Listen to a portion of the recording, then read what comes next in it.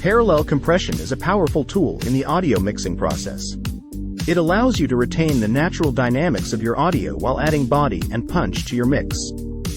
Here are the top 5 tips for making the most of parallel compression. Bring your drums together. One of the best ways to process your song's drum kit is with compression. Parallel compression can help to bring together the different elements of your drum kit, making them sound more cohesive and powerful. Work with your vocals. Main vocals can often benefit from a parallel setup. By blending the dry vocal track with a compressed version, you can enhance the presence and clarity of the vocals without losing their natural dynamics.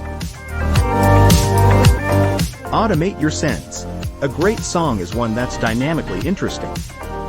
By automating your sends to the parallel compression bus, you can create dynamic shifts in your mix that keep the listener engaged. Remember to EQ before compressing. Before applying parallel compression, it's important to EQ your tracks.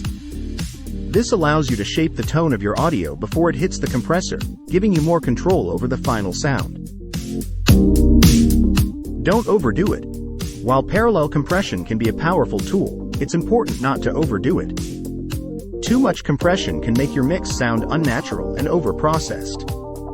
Always use your ears and trust your judgment when applying compression. Parallel compression is just one tool in your mixing toolbox.